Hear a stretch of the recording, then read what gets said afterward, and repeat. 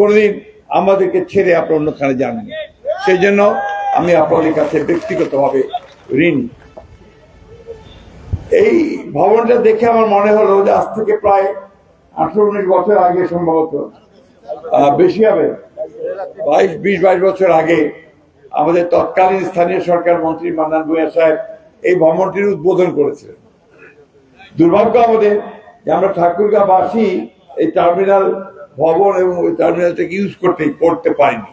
যাই হোক, আজকে আমি অত্যন্ত আশাবাদী যে আমরা এই টার্মিনাল বিল্ডিংটা, টার্মিনাল ভবনটা, ওই বাস টার্মিনাল যথোপযুক্ত ব্যবহার করে আমাদের শ্রমিক ভাইয়েরা, মালিকেরা এবং আমাদের ঠাকুরগাঁওবাসী উপকৃত হবে।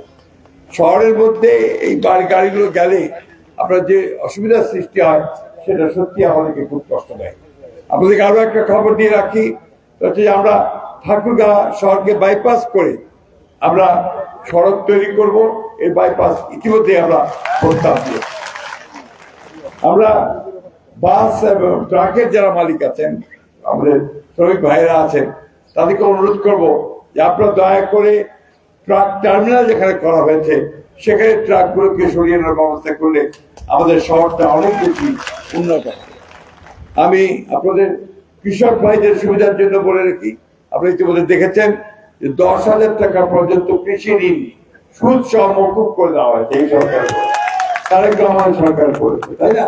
অর্থাৎ আমরা কৃষি বান্ধব ছিলাম, আছি, আমরা শ্রমিক বান্ধব ছিলাম, আমরা আছি। আমরা একটা চেষ্টা করেছিলাম এখানে যে একটা শ্রমিকদের হাসপাতাল করা যায়, সেই ব্যাপারে কিন্তু আমরা একটা ডেজিগনেটেড এই বিষয়টা নিয়ে আমরা কাজ করবো ইনশাল্লাহ। ভবিষ্যতে আমরা এটা করতে পারি। সুখবর আরেকটা আছে, সেটা হচ্ছে যে আপনাদের মেডিকেল কলেজে ইতিমধ্যে ঢাকা থেকে টিম এসে গেছে, তারা জায়গা নির্ধারণ করছেন। খুব শীঘ্রই ইনশাল্লাহ আগামী 27 সালের মধ্যে এখানে ছাত্র ভর্তি শুরু হয়ে যাবে মেডিকেল কলেজ ইনশাল্লাহ। ইউনিভার্সিটি হবে ইনশাল্লাহ।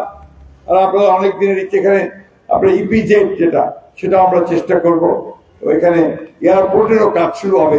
আজকে সকালেই আমরা, গতকাল আমার নব এয়ারের মালিকের সঙ্গে কথা হচ্ছিল, যারা একটা বিমান কোম্পানি, তারাও এখানে আগ্রহী, ঠাকুরগাঁওতে তারা অপারেট করতে চান। যদি আমরা খুব দ্রুত এয়ারপোর্টটাকে একটু চলার মতো উপযোগী করতে পারি, তাহলে সেটাও আমাদের পক্ষে সম্ভব। কিন্তু সবার আগে যেটা দরকার, যেখানে বিমানে চলার মতো তো লোক লাগবে, তাই না? 10,000 টাকা, 8,000 টাকা, 7,000 টাকা দিয়ে বিমানে ওঠা তো সবাই পারবে না, তাই না? ওই জন্য কি করতে হবে? আয় বাড়াতে হবে, মানুষের আয় বাড়াতে হবে। আয় বাড়ানোর জন্য ব্যবসা বাণিজ্য, কল কারখানা, এগুলোকে বাড়াতে হবে। সেই দিকে আমাদেরকে যোগ দিতে হবে। ওই জন্য আসুন আমরা ঠাকুরগাঁও থেকে সব দিক দিয়ে সমৃদ্ধ করার জন্য আমরা সবাই মিলে কাজ করি। বিশেষ করে এখানে আজকে বাস মালিকরা আছেন, ট্রাক মালিকরা আছেন, আমার শ্রমিক ভাইয়েরা আছেন। আমরা সবাই মিলে যদি চেষ্টা করি, নিশ্চয়ই আমরা ঠাকুরগাঁওকে উন্নত করতে সক্ষম হব। কি আমরা পারবো না? সবাই মিলে কাজ করলে আমরা এখানে খুব বেশি রাজনীতি করতে যাব না। আমাদের দল যা আছে দল থাকবে, ঠাকুরগাঁওর উন্নয়নের ব্যাপারে আমাদের কোনো দল থাকবে, ঠিক আছে? একমত আমার সঙ্গে আপনারা? সবাই একসাথে কাজ করবো। ধন্যবাদ আপনাদের সকলকে। আমার আরো 2টা প্রোগ্রাম আছে, সেজন্য আমি শর্ট করলাম, নাহলে তোমার সাথে অনেক কিছু আমাকে বাড়িতে ছিল। দোয়া করবেন আপনারা সবাই। আসসালামু আলাইকুম।